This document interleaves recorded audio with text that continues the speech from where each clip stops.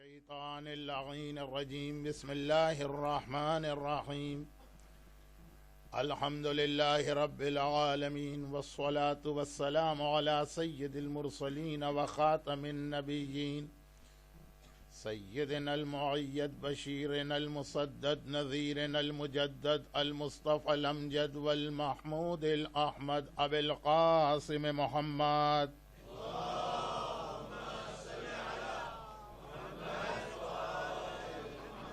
وآله وعطرته وأهل بيته الطيبين الطاهرين المعصومين سيما على الإمام المنتظر والحجة الثانية شرع عجل اللهم له الفرج ولعنة الله على أعدائهم أجمعين أما بعد فقد قال الله الحكيم في كتابه الكريم بسم الله الرحمن الرحيم الف لام میم احسب الناس ان يتركوا ان يقولوا آمنا وهم لا يفتنون ولقد فتنا الذين من قبلهم فليعلمن الله الذين صدقوا وليعلمن الكاذبين صلوات.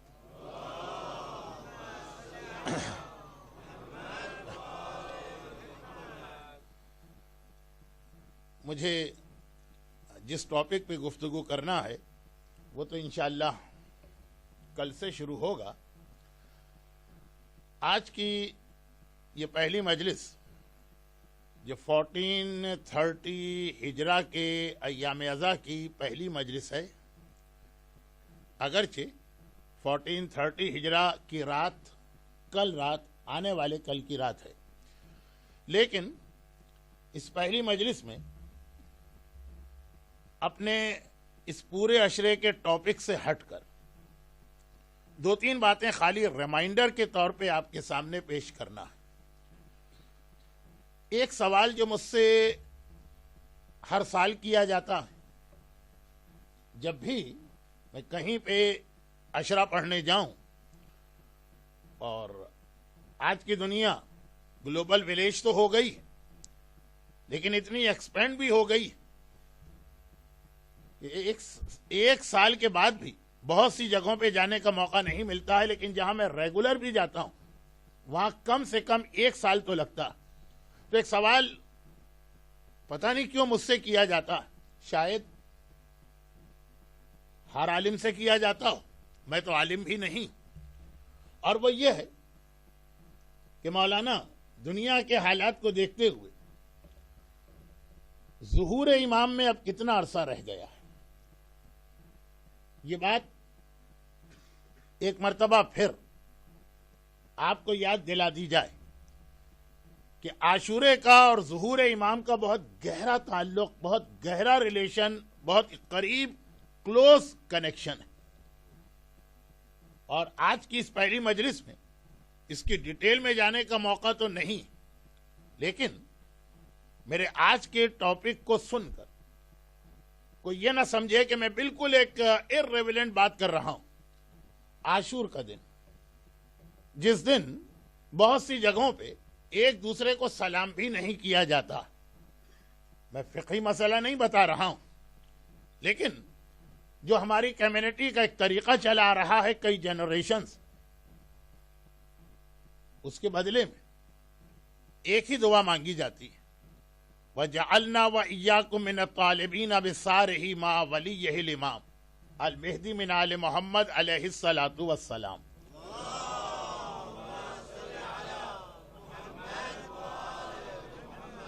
عاشورے کے دن سلام خود بھی ایک دعا، سلام کو ریپلیس کر کے جو دعا مانگی جاتی ہے وہ یہی تو ہے کہ اللہ ہمیں اور تمہیں امام زمانہ کے ساتھیوں میں قرار دے جو حسین کا ریونج لیں گے. اور زیارت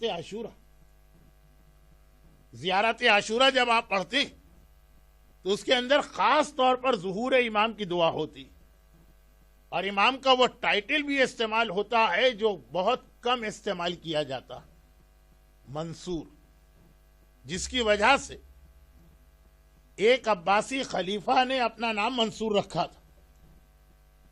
لیکن اگر میں اس کی ڈیٹیل میں چلا گیا کہ عاشورے کا اور امام زمانہ کا کیا تعلق ہے تو آج کا پورا ٹاپک رہ جائے گا. تو عاشورہ اور امام زمانہ بہت ہی کلوز ریلیشن ہے ان دو چیزوں میں. اور عام طور پہ ایک سوال یہ کیا جاتا، یہ سوال اپنے ذہن میں رکھیے گا کہ ظہور امام موجودہ حالات کو دیکھتے ہوئے اس وقت کی جو کرنٹ سچویشن، اور دوسری بات یہ کہ عاشورہ ہمیشہ ہم سے ایک سوال کرتا ہے، اور وہ یہ ہے کہ حسین نے جس اسلام کے لیے اتنی بڑی قربانی دی،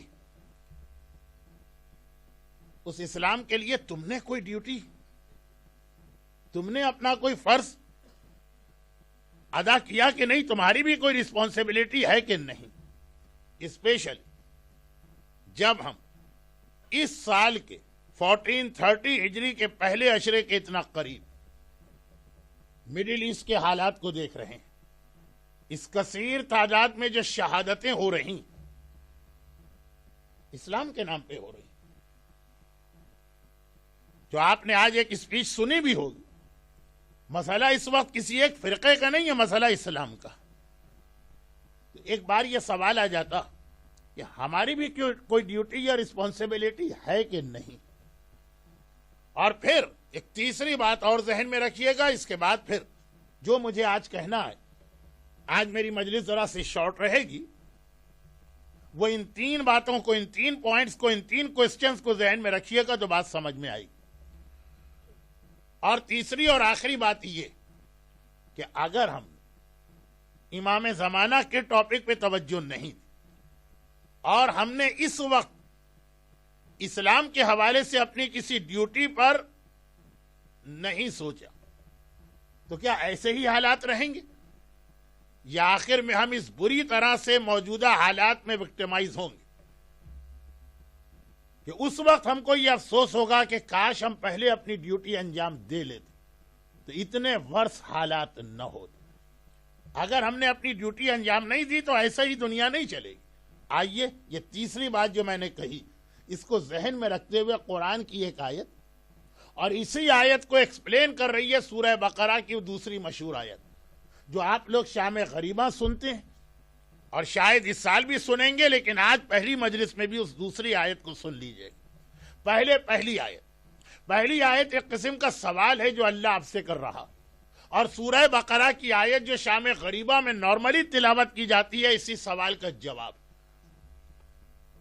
سورہ عنکبوت کی آیت نارملی جب میں تلاوت کرتا ہوں تو ساتھ میں اس کا ایک بیک گراؤنڈ بتاتا ہوں، جس کا آج یہ ٹائم نہیں ہے، لیکن صرف ایک بات بتا دوں کہ سورہ عنکبوت قرآن کا وہ سورہ ہے جو آپ ہر سال شب قدر کے اعمال میں تلاوت کرتے ہیں. شب قدر آپ پورا قرآن نہیں پڑھتے، شب قدر آپ قرآن کے وہ فیمس سورے بھی نہیں پڑھتے جو پورا سال آپ پڑھ رہے ہیں. سورہ یاسین ہے، سورہ رحمان ہے، سورہ ملک، سورہ دہر. شب قدر نہیں، شب قدر میں سورہ عنکبوت آپ پڑھ رہے ہیں، اس کی تیسری اور چوتھی آیت. بسم اللہ الرحمن الرحیم کو پہلی آیت، الف لام میم یہ دوسری آیت، تیسری آیت. اور ایسا لگ رہا ہے کہ یہ آیت 2008 اور 2009 کے مومنین کو دیکھ کے قرآن نے ابھی ابھی نازل کی. اگرچہ اسلام کا ہر حکم فریش، لیکن بعض آیتیں کچھ ایسا کلک کر جاتی ہیں ہماری کمیونٹی کی سچویشن سے کہ یہ لگتا ہے کہ یہ آیت 1400 سال پہلے کی نہیں ہے، یہ آج کی آیت. احسب الناس ان یترکوا ان یقولوا آمنا.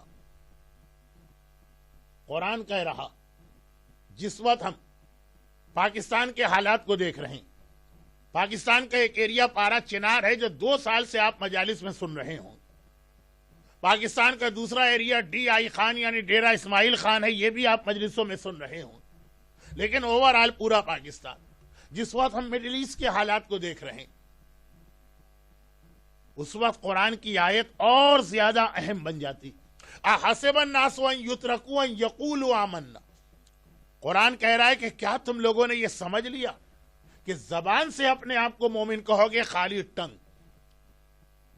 وَهُمْ لَا يُفْتَنُونَ، اور اللہ تمہیں کسی ٹرائل میں یا آزمائش میں نہیں ڈالے گا. وَلَقَدْ فَتَنَّ الَّذِينَ مِن قَبْلِ. قرآن کریم اس آیت میں مومنوں کی 2 قسمیں بنا رہا، کہہ رہا ہے سارے مومن ایک نہیں ہے، 2 کیٹیگریز ہیں مومنوں. اور دونوں میں کامن فیکٹر یہ ہے کہ دونوں اپنے آپ کو زبان سے مومن کہہ رہے ہیں. اس کیٹیگری کے مومن کو دیکھو، وہ بھی کہے گا کہ میں مومن ہوں، اور اس کو دیکھو تو وہ بھی کہے گا کہ میں مومن ہوں. لیکن قرآن کہہ رہا کہ یہ تمام مومنین جو اپنے آپ کو زبان سے مومن کہتے ہیں، ان کی دو قسمیں. وَلَقَدْ فَتَنَّ الَّذِينَ مِن قَبْلِهِمْ فَلَيَعْلَمَنَّ اللَّهُ الَّذِينَ صَدَقُوا. اللہ ضرور تمہیں ٹیسٹ کرے گا تاکہ یہ پتا چل جائے کہ سچا مومن کون. وَلَيَعْلَمَنَّ الْكَاذِبِينَ، اور یہ پتا چل جائے کہ جھوٹا مومن کون. مومنوں کی دو قسمیں، دونوں اپنے آپ کو زبان سے مومن کہہ رہے ہیں، دونوں اپنے آپ کو زبان سے اہل البیت کا ماننے والا کہہ رہے ہیں، دونوں اپنے آپ کو زبان سے مولا علی کا فالوور کہہ رہے ہیں. قرآن کہہ رہا ہے ایک سچا ہے اور ایک جھوٹا. اور ان دونوں کا فرق کیسے ڈیفرینشیٹ کریں گے؟ وہ قرآن نے کیا کہا؟ ٹیسٹ. اور وہ کیا ٹیسٹ ہے؟ یہ سوال قرآن نے کیا کہ کیا خالی غزہ کے مسلمانوں کو اپنی جان اسلام کے نام پہ دینا، یا خالی پارا چنار کے مومنین کو اپنی جان اسلام کے نام پہ دینا، کیا خالی پاکستان کے مومنین کے لیے اللہ نے یہ لکھا ہے کہ وہ اپنی جان اسلام کے نام پہ دے؟ برمنگم کے مومنین کا کوئی امتحان نہیں، لیسٹر کے مومنین کا کوئی امتحان نہیں، یو کے مومنین کا کوئی امتحان نہیں، یورپ اور نارتھ امریکہ میں رہنے والے مومنین کا کوئی امتحان نہیں. قرآن کہہ رہا ہے وَلَقَدْ فَتَنَّ الَّذِينَ مِن قَبْلِ، اللہ نے تم سے پہلے بھی ہر مومن کو ٹیسٹ کیا، اور تمہارا بھی ٹیسٹ لیا جائے گا. خالی زبان سے اپنے آپ کو مومن کہنے سے تم مومن نہیں ہو. سورہ بقرہ. اب قرآن نے یہ بھی بتا دیا کہ تمہارا کیا ٹیسٹ ہوگا.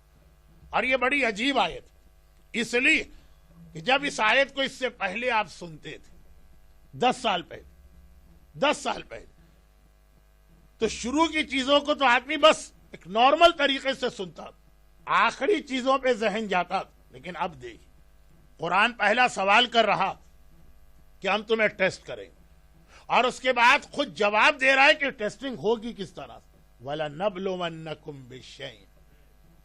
شام غریبہ اس آیت کی تلاوت کی جاتی ہے آج. اس عشرے کی پہلی مجلس کے اندر اس آیت کو سنی. وَلَنَبْلُوَنَّكُمْ بِالشَّيْءٍ. تمہارا جو ٹیسٹ ہونے والا وہ کوئی ان ایکسپیکٹڈ طریقے سے نہیں، پہلے سے قرآن بتا رہا ہے کیسے ہو. بِالشَّيْءٍ مِنَ الْخَوْفِ وَالْجُوعِ وَنَقْصٍ مِنَ الْأَمْوَالِ وَالْأَنفُسِ وَالثَّمَرَاتِ وَبَشِّرِ الصَّابِرِينَ الَّذِينَ إِذَا أَصَابَتْهُمْ مُصِيبَةٌ قَالُوا إِنَّا لِلَّهِ وَإِنَّا إِلَيْهِ رَاجِعُونَ أُولَٰئِكَ عَلَيْهِمْ صَلَوَاتٌ مِّن رَّبِّهِمْ وَالرَّحْمَةٌ وَأُولَٰئِكَ هُمُ الْمُفْلِحُونَ. خیر، اب یہ قرآن کریم کی آیت 5 ٹیسٹ بتائے گئے جس میں ہم پہلا اور دوسرا تو عام طور پہ نیگلیکٹ کرتے تھے. اسپیشلی ایسٹ افریقہ اور انڈیا اور پاکستان کے مومن کو جب یو کے کا پاسپورٹ مل جاتا تھا، قرآن کہہ رہا ہے کہ ہم تمہارا ٹیسٹ لیں گے کس چیز سے؟ من الخوف، خوف، ڈر، فیئر، والجوع، اور بھوک کے ذریعے.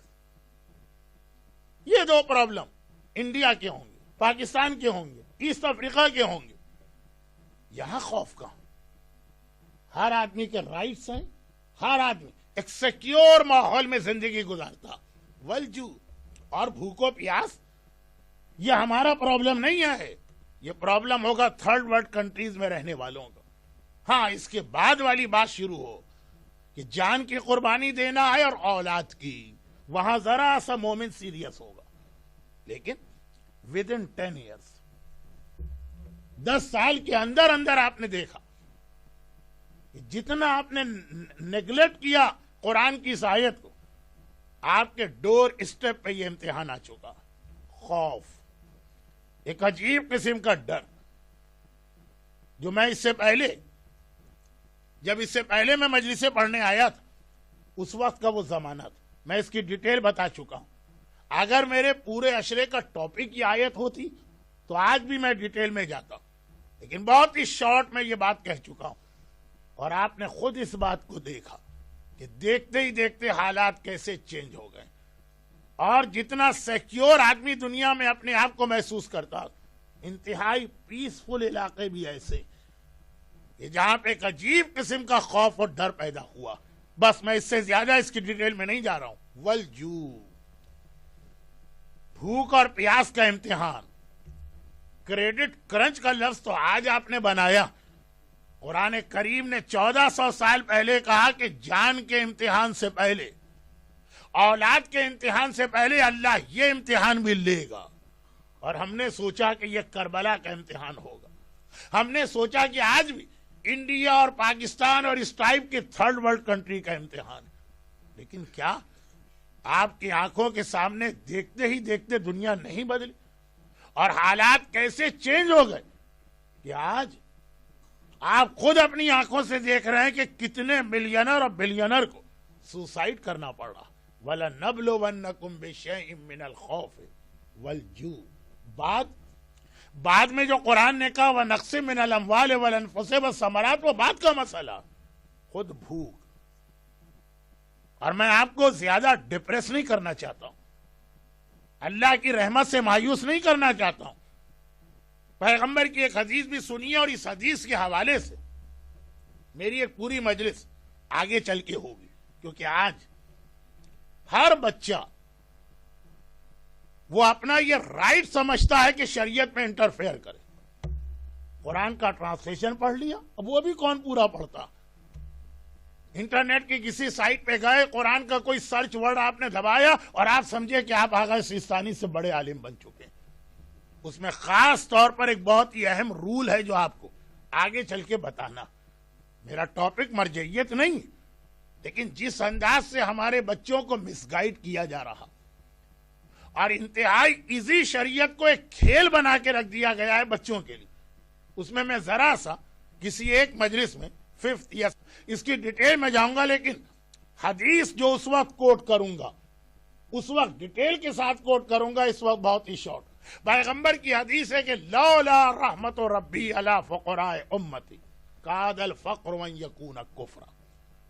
اگر میرے رب کی ایک اسپیشل رحمت نہ ہوتی امت کے فقیروں پر، تو یاد رکھو کہ یہ بھوک، یہ خالی پیٹ، یہ آدمی کا اسٹمک خالی ہونا، یہ اپنے گھر والوں کے لیے عزت سے روزی حاصل کرنا، یہ اتنا بڑا پرابلم تھا کہ قاد الفقر وان یکون کفرا، کہ یہ آدمی کو کافر بنا سکتا. لیکن لولا رحمت ربی ایک شرط لگائی کہ ہاں میرے رب کی یہ خاص رحمت ہے میری امت کے فقیروں پر، جس کی وجہ سے وہ بھوکے بھی ہوں گے تب بھی کافر نہیں ہونے پائیں گے.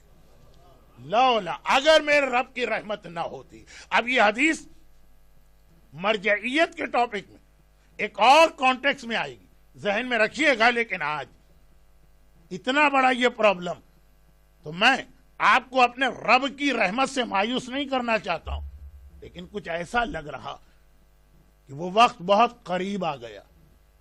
بعض لوگوں نے تو یہ پریڈکشن کیا ہے کہ ود ان 2 years کہ آپ گولڈ ہاتھ میں لے کے نکلیں گے اور آپ کو روٹی نہیں ملے گی. اور یہ بات انڈیا کی نہیں ہوگی، یہ بات پاکستان کی نہیں ہوگی، یہ بات ایسٹ افریقہ کی نہیں ہوگی. وَلَنَبْلُوَنَّكُمْ بِشَيْءٍ مِّنَ الْخَوْفِ وَالْجُوعِ. قرآن کریم کا یہ وعدہ خالی ایشین یا افریقن کنٹریز سے نہیں ہے کہ ہم بھوک کے ذریعے تمہارا امتحان لیں. قرآن کریم کا یہ وعدہ ہر ایک سے. اور جو حالات ہم دیکھ رہے ہیں اس کو ایک طرف رکھیے. پہلے تو میں اپنی بہت پرانی ایک اسپیچ، ابھی ایک مومن مجھ سے پوچھ رہے تھے کہ مولانا آپ کو مجلسیں پڑھتے ہوئے کتنے سال ہوئے؟ تقریباً 35 یا 36 ایئرس تو باقاعدہ پراپر مجلس پڑھتے ہوئے ہوئے. اور جو میں نے پہلی مجلس پڑھی تھی، سب سے پہلی میری لائف کی مجلس، جب میں اسٹوڈنٹ تھا، جب میں پریکٹس کر رہا تھا، اس کی بات نہیں کر رہا ہوں، لیکن جو پہلی میں نے فل فلیج مجلس پڑھی، اس کے اندر میں نے ایک حدیث کوٹ کی تھی. اور شاید یہ بھی ایک ریزن ہے کہ لوگ مجھ سے جہاں میں مجلس پڑھنے جاؤں زمانے کے امام کے بارے میں سوال کرتے ہیں کہ میری لائف کی پہلی مجلس زمانے کے امام پر تھی.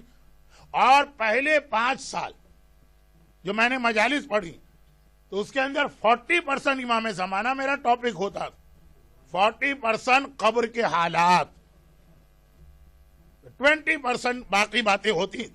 وہ پہلی مجلس میں نے ایک حدیث کوٹ کی تھی جو آج کل آپ نے کئی علماء سے سنی ہوگی، میں تو ایک اسٹوڈنٹ اس وقت بھی اور آج بھی، لیکن خود مجھے نہیں معلوم تھا کہ میں اپنی آنکھوں کے سامنے اپنی لائف کے اندر اس حدیث کو اس تیزی کے ساتھ پورا ہوتے دیکھوں گا۔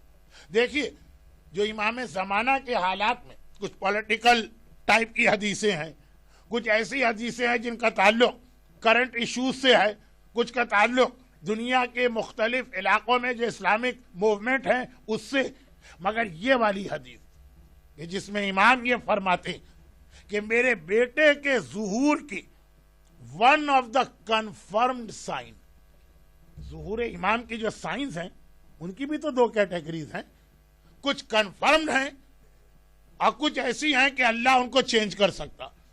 One of the confirmed sign, یہ ایک جملہ جو آج کل نان مسلم کے لیے سمجھنا شاید مشکل ہو، لیکن اپنے مومنین پھر بھی ابھی سمجھ لیں گے۔ آپ کی 2 جنریشن بعد کیا حالت ہے یہ مجھے نہیں معلوم، ابھی آپ سمجھ لیں گے جب امام فرماتے ہیں کہ میرے بیٹے کے ظاہر ہونے سے پہلے دنیا کی حالت یہ ہوگی کہ ایک غیرت والا باپ اپنی جوان بیٹی کو بازار میں لے کے آئے گا اور کہے گا کہ ایک وقت کی روٹی دو اور میری بیٹی کو خرید کے لے جاؤ۔ کوئی بے حیا باپ نہیں، کوئی بے غیرت باپ نہیں، کوئی بے شرم باپ نہیں، وہ باپ جو جانتا ہے کہ بیٹی کی عزت کسے کہتے ہیں، لیکن پیٹ اور بھوک اتنا بڑا امتحان ہوتا کہ اپنی جوان بیٹی کو ایک وقت کی روٹی کے بدلے میں بیچنے کے لیے تیار ہو۔ مگر حدیث کا آخری جملہ یہ ہے کہ اس کے بعد بھی اتنی شارٹیج ہوگی اس زمانے میں روٹی کی کہ وہ جوان بیٹی کو بیچ رہا اور پھر بھی اسے ایک وقت کی روٹی نہیں مل پا رہی۔ جو میں نے ایک جملہ کہا تھا نا کہ آنے والے حالات یہ بتا رہے ہیں کہ بہت قریب، شاید within 2 years آدمی گولڈ لے کے مارکیٹ میں جائے گا اور اسے ایک وقت کی روٹی ملنا مشکل ہو جائے گا۔ لولا رحمت ربی علی فقراء امتی، اپنی امت کے لیے پیغمبر کا ایک اعلان ہے، اس کی ڈیٹیل میں انشاءاللہ بعد کی مجلسوں میں بتاؤں گا۔ آج کا ٹاپک ریپیٹ ہونے والا نہیں، لیکن اس کی 1-2 باتیں جو میرا اصل ٹاپک ہے اس کا ایک پارٹ بننے والی ہے۔ مگر دولت، پیسہ، assets, properties, jewellery, pounds, dollar, اتنا آدمی اس میں کھو گیا کہ اسے پتا نہیں چلا کہ اس کی کوئی ویلیو نہیں۔ اصل چیز آج بھی روٹی ہوتی۔ گریک مائتھولوجی میں ایک واقعہ ہے کنگ میڈاس کا، جس کی ہر وقت یہ خواہش تھی کہ اللہ اسے اتنی دولت دے، اتنی دولت دے، اتنی دولت دے۔ دیکھیے، ایک چیز ہوتی ہے دولت اور ایک چیز ہوتی ہے نعمت، دونوں میں فرق یاد رکھیے۔ ہم نے مکس اپ کر دیا، ہم سمجھے کہ دولت کا مطلب اللہ کی نعمت ہے، نہیں، دولت الگ چیز ہے، نعمت الگ چیز۔ پیٹ میں روٹی ہو اور ایک پیسفل نیند آپ رات کو گزار رہے ہیں، یہ اتنی بڑی نعمت کہ اس کے آگے نہ ڈالر کی حیثیت ہے، نہ پاؤنڈ کی حیثیت ہے، نہ گولڈ کی حیثیت ہے۔ گریک مائتھولوجی میں کنگ میڈاس کا واقعہ بہت مشہور، ایک ہی اس کی خواہش تھی، دولت دولت دولت۔ اس زمانے میں ڈالر اور پاؤنڈ تو تھے نہیں، گولڈ، یہاں تک کہ کسی طرح سے اس کی یہ دعا پوری ہوگی۔ وہ یہ چاہتا تھا جس چیز کو ٹچ کروں وہ گولڈ کی بن جائے، اور حقیقت یہ پاور اس کے پاس آ گئی۔ مگر کیا ہوا نتیجہ؟ کھانے کے لیے بیٹھا ہے، سونا یا گولڈ کھا نہیں سکتے آپ۔ ادھر اس نے روٹی کو ہاتھ لگایا، روٹی گولڈ کی بن گئی۔ اور پھر ہر پڑھا لکھا آدمی جانتا ہے کہ کیا ہوا۔ قرآن بہت پہلے کہہ چکا، اسلام بہت پہلے کہہ چکا۔ اچھا، ایک جملہ میں ابھی ذرا سا اپنے ٹاپک سے ہٹ کے بتاؤں، لیکن جہاں سے میں نے بات شروع کی یہ آپ کو وہاں پہ لے جائے گی بات۔ چھوٹی سی بات، اگرچہ اسلام کا ہر حکم ہر زمانے میں آپ کو فریش لگے گا، اسلام کوہنا نہیں، اسلام فرسودہ نہیں، اسلام پاس کی چیز نہیں ہے، اسلام آؤٹ ڈیٹڈ نہیں ہے۔ جس زمانے میں آپ دیکھیے گا ہو سکتا ہے کہ ایک ٹیمپریری فیز میں آپ کو ایسا لگے کہ یہ والی اسلام کی چیز جو ہے آج پریکٹیکل نہیں. ٹھہر جائیے, جلدی کس بات کی؟ 100 سال 150 سال آپ دیکھیں گے دنیا پلٹ کے کیسے وہیں پہ پہنچ رہی ہے جہاں اسلام کی بات. ابھی میں اپنے لاسٹ ٹرپ حج سے میں آسٹریلیا گیا اور وہاں سے سیدھا یہاں پہ آیا. وہ 20 گھنٹے کی فلائٹ, یہ 30 گھنٹے کی فلائٹ. سمجھیے ایک ویک میں 50 گھنٹے میں نے پلین میں گزارے. تو جو میری حالت ہوگی وہ آپ ذرا سا اس کو امیجن کریں. اور میری آج کی مجلس کو اگر آپ کو یہ ذرا سا سیکوینس سے ہٹ کے نظر آئے تو معاف کر دیجیے گا, لیکن میں ٹائم ویسٹ نہیں کر رہا ہوں. تو جاتے وقت جب میں حج سے واپس جا رہا تھا, ہانگ کانگ سے گزروں, $90 کے وہ کیپسول بنے ہوئے جگہ جگہ رکھے نظر آ رہے ہیں, جس کا ایک مقصد ہے کہ لنچ کے بعد 20 منٹ کی نیپ. بہت چھوٹی سی چیز اسلام کی, دوپہر کا کھانا کھانے کے بعد قیلولہ کرو. اب یہ لفظ ہی اتنا ڈیفیکلٹ کہ آپ کے بچے انگلش اور انگلش والے قیلولہ پڑھنا, اس کا بولنا مشکل ہے, لیکن نیپنگ 20 منٹ کی نیپ جو اسلام کا ایک حکم تھا. مجھے یاد ہے کہ جب میں شروع میں یو کے میں آیا اور آج تک یہاں کے ینگسٹر مذاق اڑاتے دوپہر کے کھانے کے بعد. آپ لوگ, کیونکہ یہ ان کو کامن فیکٹر نظر آیا تمام مجلس پڑھنے والوں میں, 20 منٹ کے لیے بستر پہ سوتے ہیں. میں نے کہا یہ 20 منٹ کے لیے بستر پہ سونا اچھا, 1 گھنٹے کے لیے مجلس میں سونے کے مقابلے میں. اچھا خیر, کہا دوپہر کے کھانے کے بعد یہاں کی لائف میں سونے کا کوئی کنسپٹ ہی نہیں. اتنی فاسٹ ہے لائف, اتنی فاسٹ ہے کہ اگر ہم دوپہر میں سونے لگے تو بہت پیچھے رہ جائیں گے. بلکہ مذاق اڑا رہے تھے. 2003 میں نیو یارک میں 20 منٹ کی napping after lunch, during lunch break. اور اب 2007 میں, اور کسی مسلمان عالم اور مرجع کے کہنے سے نہیں, باقاعدہ ہارورڈ یونیورسٹی نے پوری ریسرچ کرنے کے بعد ہانگ کانگ کے لوگوں سے کہا کہ ہارٹ کی ڈیزیز سے بچنا ہے تو ایک ہی طریقہ ہے کہ دوپہر کے کھانے کے بعد ایٹ لیسٹ 20 منٹ کی نیپنگ آپ کو کرنا. 90 ہانگ کانگ ڈالر. اب میں اس وقت یہاں بیٹھ کے کرنسی کا ریٹ تو بتاؤں گا نہیں آپ کو کہ وہ کتنے پاؤنڈ بنتے ہیں, اس لیے کہ بھروسہ بھی نہیں. جتنی دیر میں کہوں 1 گھنٹے میں ریٹ کہیں کا کہیں گر سکتا ہے. خلاصہ یہ بہت چھوٹی سی بات, کھانے پینے کا طریقہ. دیکھیں اسلام ایک کمپلیٹ کوڈ آف لائف. آپ مجلس میں آ کے کس طرح بیٹھیں اس کا طریقہ بھی اسلام آپ کو بتاتا.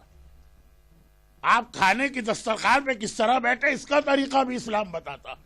جس فاسٹ فوڈ کو اس لیے اسلام نے ہمیشہ ڈسکریج کیا کہ اس میں سارے مستحبات ختم ہو جاتے ہیں جو آپ نے اپنے بزرگوں سے سنے ہوں گے. خیر یہ آج کا ٹاپک نہیں, چونکہ ابھی میں دیکھ کے آ رہا ہوں جگہ جگہ 90 ہانگ کانگ ڈالر 20 منٹ کی نیپنگ کے لیے کیپسول بنا کے رکھیں. کہا کیوں؟ کہا یہ ہیلتھ کے لیے سب سے بہترین چیز, اور ہارٹ ڈیزیز اس کا ریشو ایک دم سے کم ہو جاتا اگر آدمی دوپہر کی نیند لینا سیکھ جائے. جو 5 سال پہلے یو کے میں لوگ مذاق اڑا رہے, 10 سال پہلے یہاں پہ لوگ مذاق اڑاتے, اور ہو سکتا ہے کہ ابھی بھی ایسے لوگ ہوں کہ مسلمان بہت لیزی ہوتے ہیں. دوپہر کا وقت اتنا قیمتی وقت, 50 پاؤنڈ ہم کما لیں گے, کیا سونے کا وقت ہے؟ لیکن نہیں. اسلام کا ہر حکم آپ کو فریش لگے گا, چاہے کبھی ایک ٹیمپریری ٹائم فیز کے لیے آپ کو یہ لگے کہ جی سائنس تو کچھ کہہ رہی ہے, اسلام کچھ کہہ رہا. مگر میں اصل بات پہ آ جاؤں. اسلام کا ایک حکم یہ کہ کئی جگہوں پر جہاں پہ غریب کو کھانا کھلانے کی بات آئی وہاں پہ یہ آرڈر دیا ہے کہ کیش دینے سے کام نہیں چلے گا. ایسٹ افریقہ میں اور انگلینڈ میں لوگوں کی فقہی نالج اتنی زیادہ کہ میں آئی ڈونٹ تھنک سو کہ یہاں پہ لوگ یہ بلنڈر کرتے ہیں. لیکن آپ آئیے پاکستان, آپ آئیے انڈیا میں, جس کے لیے لفظ بلنڈر میں نے استعمال کیا. اتنا زیادہ ہماری دنیا کیش پر چلی گئی تھی کہ لوگ اس فقہی مسئلے کو اول تو جانتے نہیں تھے, اور جب پتا چلا تو مانتے نہیں تھے. لیکن فقہ کا مسئلہ کہ کئی جگہ پہ کیش نہیں دینا ہے, کھانے پینے کی چیز دینا, فوڈ اسٹپل, خود فوڈ मसलन एक आदमी बीमार है, रमजान में रोजे नहीं रख सकता, एवरी रोजे के बदले में उसे 750 ग्राम खाने पीने की चीज गरीब को देना। आपने कैलकुलेटर निकाला या मोबाइल फोन निकाला, कैलकुलेट किया कि 750 ग्राम मल्टीप्लाई बाई 30 रोजे तो कितना बना और इसके कितने पाउंड बने, ये आपने भिजवा दिए। Totally wrong.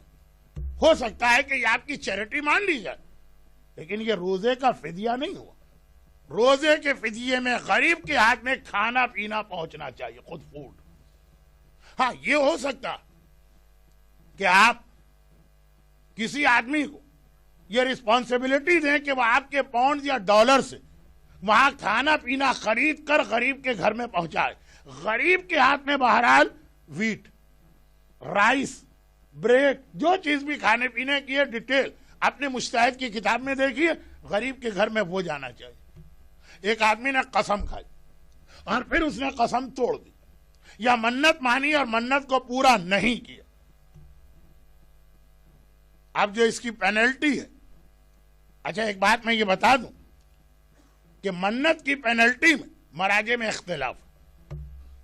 बाज मराजे कहते हैं 60 गरीबों को खाना खिलाना है और बाज कहते हैं 10 को। अपने अपने मर्जी का फतवा देखिए, लेकिन गरीब के पास खाना जाना चाहिए, कैश नहीं चले। रोजे हज में आपसे कोई गलती हो गई, कभी ऐसा है कि पर्पजली होती है और कभी ऐसा होता है कि आदमी मजबूर हो जाता। जो लोग मरहूम आगा खुई की तकलीद में बाकी और मर्द हैं, आजकल सऊदी अरब के अंदर ट्रेवलिंग खुली गाड़ी उनको नहीं मिलती। स्पेशली हर ग्रुप के अंदर आगा खुई की तकलीद करने वाले और आगा सिस्तानी की तकलीद करने वाले बराबर। तो आगा सिस्तानी की तकलीद करने वाले कहते हैं कि रात के वक्त हम बंद गाड़ी का सफर कर सकते हैं, तो हम क्यों जहमत उठाएं। ग्रुप लीडर के लिए इम्पॉसिबल हो जाता कि 5 या 10 या 15 आदमी के लिए खुली गाड़ी का अरेंज करना। और फिर इसमें एक और टेक्निकल प्रॉब्लम, अब इसकी पेनल्टी आपको आके देना अगर आप आगा खुई की तकलीद पर बाकी। और वो ये है कि एक बकरा दिल चाहता कि इसके बदले गरीब को पैसे दे, नहीं, पैसे नहीं चलेंगे। ये हो सकता है कि यहां पे कोई गरीब ना हो, इसलिए किसी को आप ये ड्यूटी दें कि वो आपके बिहाफ में आपके पैसे से बकरा खरीद के गरीब को पहुंचाए। मगर गरीब के पास गोश्त जाना चाहिए, गरीब के पास आटा जाना चाहिए। और बीच वाला आदमी, मिडिल मैन, अगर गलती करेगा तो जिम्मेदार आप हैं, इसलिए कि वो आपके बिहाफ पे काम कर रहा है, शरीयत के बिहाफ पे काम नहीं कर रहा। हाँ, अगर आपने मर्जे को दे दी, अब मर्जे है शरीयत की तरफ, वो गलती करे तो रिस्पॉन्सिबल शरीयत, आपका आदमी गलती करे रिस्पॉन्सिबल आप है। खैर, बात तरह फैल गई। इसी तरह से किसी ने जानबूझ के रमजान का रोजा नहीं रखा, 60 आदमियों को खाना खिलाना, कैश देने से काम नहीं चलेगा। और इन शॉर्ट अकीका, ये भी बड़ा मुश्किल लफ्ज है, 2 काफ आते हैं, एक काफ लोगों से नहीं निकल पाता, 2 काफ अकीका। मगर अकीका एक बहुत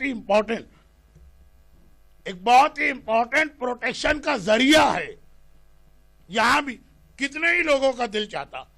देखिए जो क्राउड मेरे सामने, और चूंकि आज इंग्लिश प्रोग्राम नहीं इसलिए ज्यादा क्राउड है, अभी तो अय्याम अज़ा शुरू भी नहीं हुए, लेकिन इस क्राउड का ये प्रॉब्लम नहीं होगा। मगर आप ही जैसे दूसरे क्राउड का ये प्रॉब्लम, हर चीज में इनको रिफॉर्म लाना।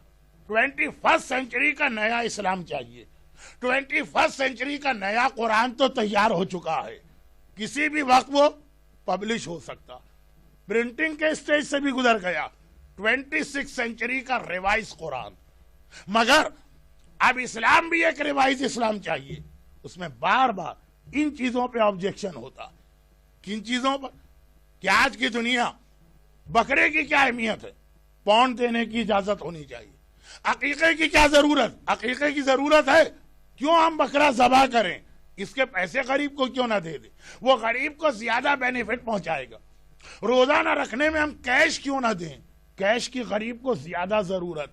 और फिर आखिरी जुमला ज़कात, आखिरी जुमला ज़कात का था कि ये क्या बात हो कि इस्लाम कहता है कि ज़कात खाने पीने की चीजों पर है, with certain conditions. Currency note पे ज़कात नहीं, सिर्फ आयतुल्लाह सिस्तानी ने माले तिजारत पर ज़कात को वाजिब समझा, लेकिन वहां भी एहतियात वाजिब लगा दी। अब कहते कि सारे मसाले चेंज करो। इस वक्त मैं इस पोजीशन में नहीं कि इन ऑब्जेक्शन का जवाब दूं, क्योंकि ये इस क्राउड का मसला नहीं। हाँ, इस क्राउड का एक मसला और होगा, रोना क्यों, मातम क्यों, स्पीच 1 घंटे की, इसके बाद आधा घंटा मातम, तो क्यों ना करें कि स्पीच को 90 मिनट की करके 2 मिनट मातम कर दें, ये सारे प्रॉब्लम शुरू हो जाए। और एक साहब फिर बैठेंगे बाकायदा कंप्यूटर लेकर, हमारी कौम आजादारी पे कितना खर्च करती है हर साल, और अगर ये आजादारी पे खर्च ना हो तो कितने हॉस्पिटल बनाए जा सकते हैं, कितने ऑर्फेनेज बनाए जा सकते हैं, कितने वेलफेयर के काम किए जा सकते हैं। वो तो बहरहाल हमारी कम्युनिटी में एलिमेंट मौजूद है ना। अभी आजादारी सही मानों में कल से शुरू होने दीजिए और उनके सवाल शुरू हो जाएंगे। कुछ को पूरी आजादारी पर एतराज है, कुछ को आजादारी पे होने वाले खर्चे पे एतराज। लेकिन वो लोग हो या जिनका मैं आज की मजलिस में तस्करा कर रहा हूं, अब जरा देखिए कि इस्लाम ने कैश को डिस्करेज किया था और कहा था गरीब को आटा ही देना, गरीब को गोश्त ही देना, गरीब के घर में खाना ही जाना। अल्लाह करे कि वो अजाब ना आने पाए जो अल्लाह कभी दे देता है जब दुनिया की ये हालत हो जो आजकल।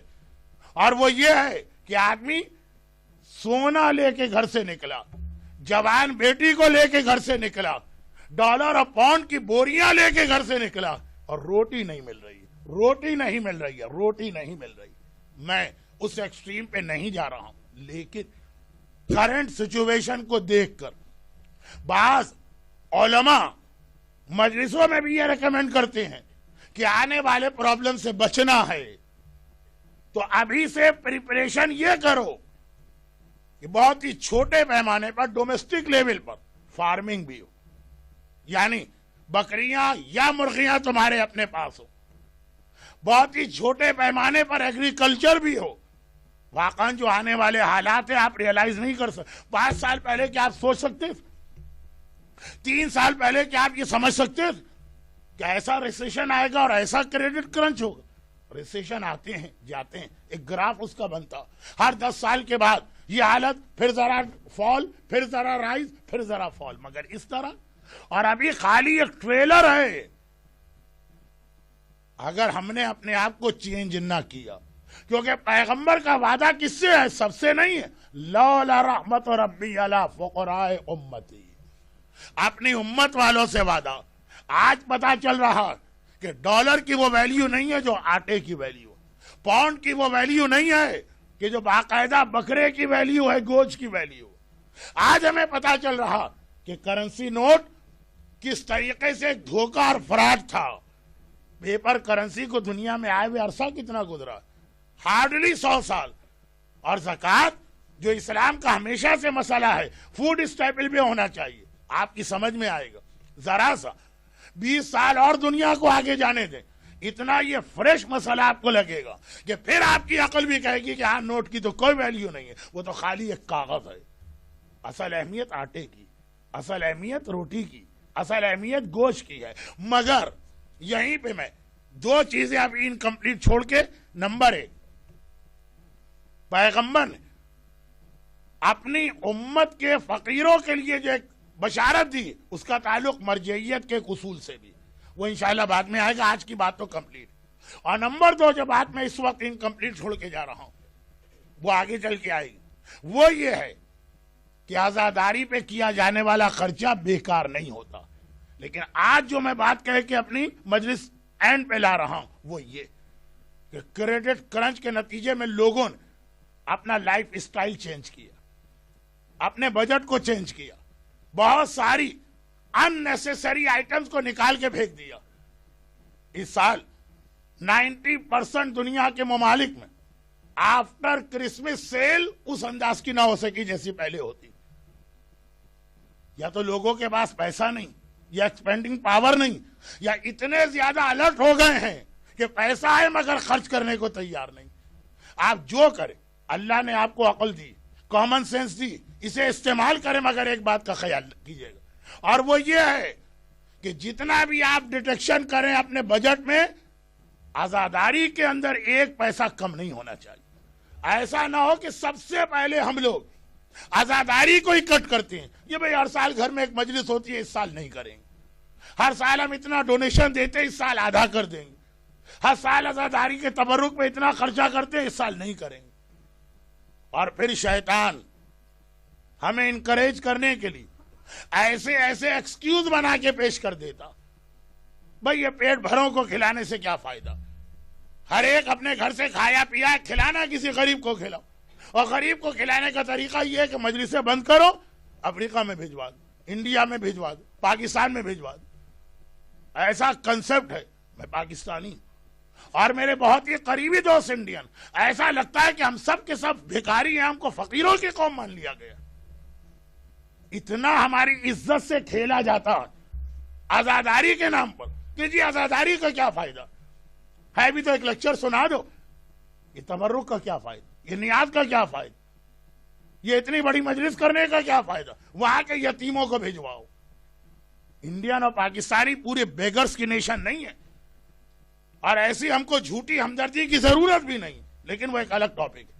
واپس آئیے آزاداری پر, کہ ایسا نہ ہو کہ آپ جس وقت اپنے بجٹ کو دوبارہ دیکھیں تو سب سے پہلے آپ کی کمی اسی آزاداری پر ہو. بہت ہی شارٹ میں جو ایک بات کہہ رہا ہوں, کل اس کی ڈیٹیل آئے گی, اور وہ یہ ہے کہ آپ دیکھیے, میں نے بیچ میں ایک جملہ کہا تھا, اب اس کو سمجھا رہا ہوں کہ میں آپ کو ڈپریس نہیں کرنا چاہتا ہوں, میں تو آپ کو سلوشن دینا چاہ رہا تھا, اس لیے میں نے یہ ٹاپک شروع کیا. وہ وقت نہ آنے پائے کہ آپ کو اپنے گھر کی عزت بیچنا پڑے ایک وقت کی روٹی کے لیے. وہ وقت نہ آنے پائے کہ آدمی ڈالر اور پاؤنڈ کی بوریاں لے کے گھوم رہا. اور میں نے اپنی آنکھ سے یہ منظر دیکھا جب عراق نے کویت پہ انویژن کیا. دیکھیے وہ اسمال اسکیل کی بات تھی, میں نے مجلسوں میں پڑھا تھا, یہی ویسٹ میں لوگوں نے مذاق اڑایا تھا. مولانا کی جا کے آپ مڈل ایسٹ میں پڑھیے, ہمارے ایسا نہیں ہو سکتا. میں نے اپنی آنکھ سے دیکھا جب کویت پہ جس وقت انویژن ہوا تھا, جسٹ آفٹر عاشورہ, میں دبئی میں مجلسیں پڑھ رہا تھا. کویت کے جب بلینر بھاگے تھے, کویتی دینار کی بوریاں ان کے پاس تھی, اور ایک پیپسی کا کین کو ان کو بیچنے کو تیار نہ تھا, کیونکہ اس وقت یہی لگ رہا تھا اب کویت گیا اور کویتی دینار ختم ہو گئے, اب عراق آ گیا, اب کویت دوبارہ آزاد نہیں ہوگا. تو پیپر کی بھی ویلیو تھے لیکن ان کے نوٹ کی کوئی ویلیو نہیں تھی. اب بلینر, میں ڈیٹیل میں نہیں جا رہا ہوں کیونکہ وقت بہت زیادہ ہو گیا, بہت اسمال اسکیل میں تھا. میں نے لندن میں آ کے مجلس میں پڑھا تھا کہ اپنی آنکھ سے دیکھ کے آ رہا ہوں کویتی دینار کتنا اسٹرانگ ہے. آپ کے 2 پاؤنڈ شاید 1 دینار کے برابر ہوں گے کویتی دینار. پاؤنڈ بھی بڑی اسٹرانگ کرنسی, کویتی دینار اسے ڈبل. اور ایک کین پانی کی ایک بوٹل کوئی ان کو نہیں بیچ رہا, کہہ رہے ہاں بھیک میں لے جاؤ, ایز اے چیریٹی لے جاؤ, لیکن یہ دینار ایکسپٹ کر کے ہم نہیں دیں گے, اس کی کوئی ویلیو نہیں. بلینر 1 منٹ کے اندر 0 پہ آ گیا. ارے مولانا یہ انڈیا میں ہوتا ہے, یہ پاکستان میں ہوتا ہے, وہاں پہ فراڈ ہوتے ہیں, وہاں پہ بینک ختم ہو جاتے ہیں, وہاں پہ لوگ انویسٹمنٹ کا لالچ دے کے لوگوں کو الو بناتے ہیں. ہم بہت ہوشیار, ہم بہت عقل مند ہیں. اللہ نے ہمیں اتنا سمجھدار بنایا, ہم بہت بات کی پلاننگ کر کے کام کرتے ہیں. اسمال اسکیل کی مثال تھی, اور آج واقعاً یہ حالت. میں ابھی حج سے پہلے لاس اینجلس میں تھا, ساری دنیا میں اپنی آنکھوں سے دیکھ رہا ہوں کیا لوگوں کی حالت ہو چکی ہے. اگر ابھی بھی نہ سنبھلیں, اب مجھے دوسروں سے اس وقت تعلق نہیں, اگرچہ دوسروں کا پرابلم بھی مجھے سالو کرنا, لیکن اپنے مومنین سے, کہ اپنے مومنین کو ڈپریس نہیں کرنا. مگر اس کا کوئی سلوشن ہے؟ ایک تو سلوشن وہی ہوتا کہ اپنے مال کے سارے مانیٹری واجبات ادا کر, روزی کے لیے جو دعائیں اور طریقے ہیں وہ بتائیے. مگر سب سے بڑا سلوشن جو ہے وہ یہ ہے کہ آزاداری پہ جتنا خرچ کرے, یہ آپ کے مال, جان اور عزت کے لیے سب سے بڑا پروٹیکشن بنے گا.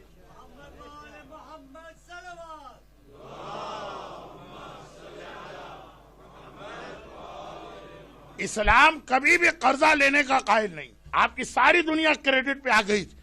ہم انڈیا پاکستان کے لوگ بچے تھے, ہم کو بھی کریڈٹ کا چسکا دلوایا جا رہا, ہمیں بھی کریڈٹ کے راستے پہ لایا جا رہا. اور آج جو ٹپس دی جاتی ہیں اس ریسیشن سے بچنے کی, یہ وہی تو ہیں جو ہمیشہ سے اسلام کہتا قرضہ لینے کی ضرورت ہی نہیں. مگر دو ایسے موقع ہیں جہاں اسلام ریکمینڈ کرتا ہے قرضہ لو اور یہ کام کرو. نمبر 1, بقرعید کی قربانی, سلاٹرنگ آف اینیمل. وہ قرضہ لو اور لیکن یہ قربانی کرو اس کے بینیفٹ کی وجہ سے. اور نمبر 2, عزاداری. قرضہ لو اور عزاداری میں خرچ کرو اس لیے کہ اس کے بینیفٹ اتنے ملنے والے ہیں. چونکہ اس وقت میں دیکھ رہا ہوں کہ دنیا بھر کے اندر مسجدیں ہوں, امام باڑے ہوں, آرگنائزیشن ہو, جماعت ہوں یا انڈیویجول, ہر آدمی سوچ رہا کہ اب چونکہ لوگ اتنا پیسہ دیں گے نہیں, ڈونیشن دیں گے نہیں, ذرا اس کو کٹ کرنا. کیا امام مظلوم کا کوئی نقصان ہو جائے گا اگر آپ عزاداری میں کمی کریں گے؟ کیا حسین ہمارے محتاج ہیں ہماری عزاداری کے؟ یہ چونکہ ہم اپنا نقصان کرنے جا رہے ہیں اس لیے میں نے کہا کہ آج کی پہلی مجلس میں بتا دوں. اور اس وقت کی کرنٹ اکنامیکل سچویشن پلس جو کچھ اس وقت غزہ میں ہو رہا, لیکن فی الحال غزہ والا جو جہاد ہے اس کی حدیثیں آپ نے کئی بار سنی. میں نے بھی بات وہیں سے شروع کی کہ ہر مومن کو ٹیسٹ, ٹرائل, امتحان. مگر یہ کرنٹ اکنامیکل سچویشن یہ ظہور امام کی سب سے بڑی نشانی, کیونکہ ظہور امام کے لیے خاص بات ہے, اور وہ یہ ہے کہ امام اس وقت آئیں گے جب دنیا کے سارے پولیٹیکل اور اکنامیکل سسٹم فیل ہو جائیں گے, اور ہر آدمی کے اندر سے ایک آواز آئے گی کہ یہ سسٹم بھی ہم نے دیکھ لیا فیل, ہمارے پرابلم سالو نہیں کی. یہ سسٹم بھی ہم نے دیکھ لیا فیل, ہمارے پرابلم سالو نہیں کیے. ہائے اب کوئی ایسا نیا سسٹم جو ہمارے پرابلم کو سالو کرے. دنیا بالکل اس سٹیج پہ پہنچ گئی کہ سارے اکنامیکل سسٹم آزما لیے. شروع میں بڑا اچھا لگا, کمیونزم, پھر سوشلزم, پھر کیپٹلزم. شروع میں بڑا اچھا لگا, بعد میں ایسا گلے کا پھندا لگا کہ سوسائڈ کرنا پڑ رہی ہے لوگوں. اور عجیب بات یہ ہے کہ غریب آدمی سوسائڈ نہیں کر رہا, اس کے لیے کل اور آج برابر ہے. یہ سوسائڈ ملینر کو کرنا پڑ رہی ہے, یہ بلینر کو کرنا پڑ رہی ہے. جہاں سارے سسٹم فیل ہو جائیں گے اور خود ہر آدمی کہے گا اب کیا سلوشن ہے, تب زمانے کا امام آئے گا کہ یہ ہے سلوشن.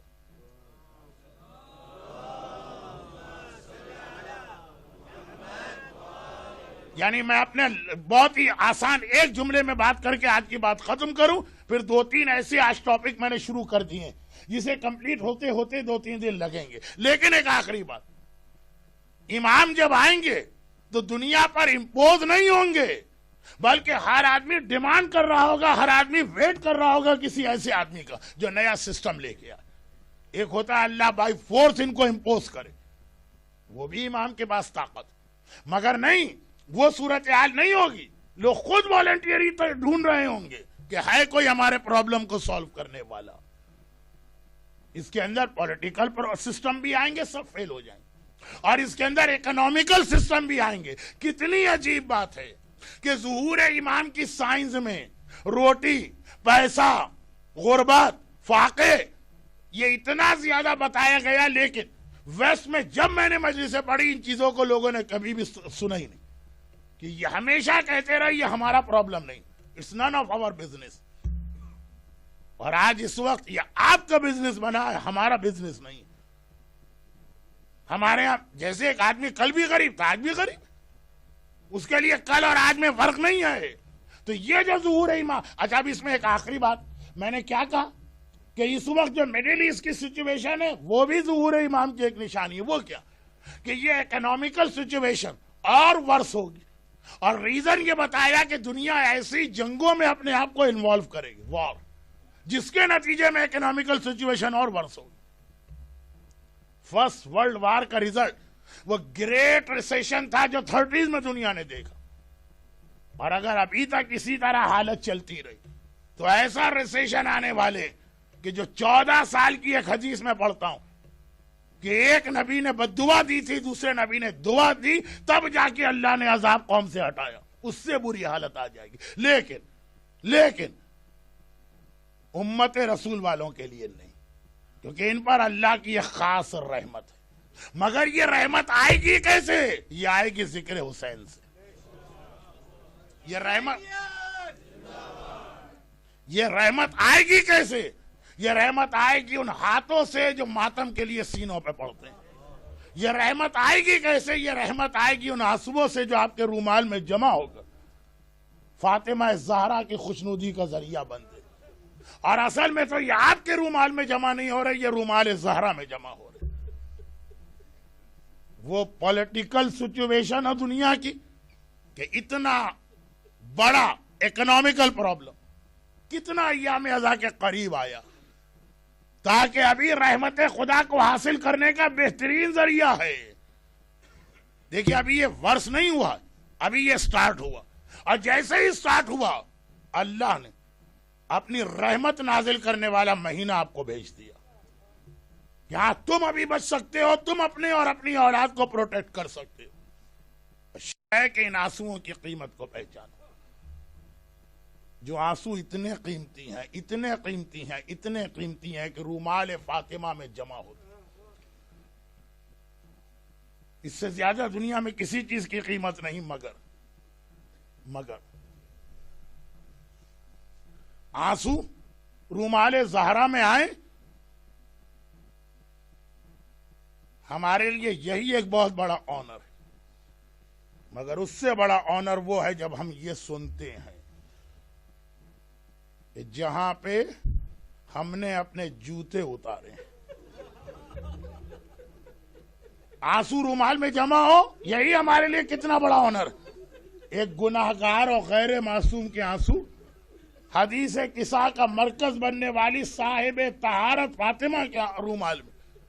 مگر اللہ یہ بھی ہمارا اسٹیٹس اتنا ہائی ہونے والا کہ جہاں ہم نے اپنے جوتے اتارے وہاں کوئی دکھیاری بی بی آ کے بیٹھتی ہے اور اپنے بال کھول کے فریاد کرتی ہے، خدا بندہ یہ میرے لال کا ماتم کرنے والے اتنی دور سے چل کے میرے لال کا ماتم کرنے آئے ہیں، میں رسول کی بیٹی اور حسین کی ماں زہرا ان کے حق میں دعا کرتی ہوں. ہمارے حق میں زہرا دعا کرے، ہمیں زہرا آ کے اپنی دعا کے ذریعے پروٹیکشن دے،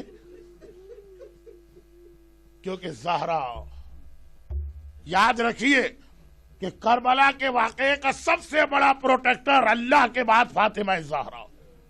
کوئی پروپیگنڈا، کوئی فتویٰ، ایون ہماری کمیونٹی میں سے انٹی آزاداری کوئی کمپین کامیاب نہیں، کیونکہ اس آزاداری کو بچانے والی زہرا، وہ فاطمہ زہرا جس نے کربلا کے پورے جہاد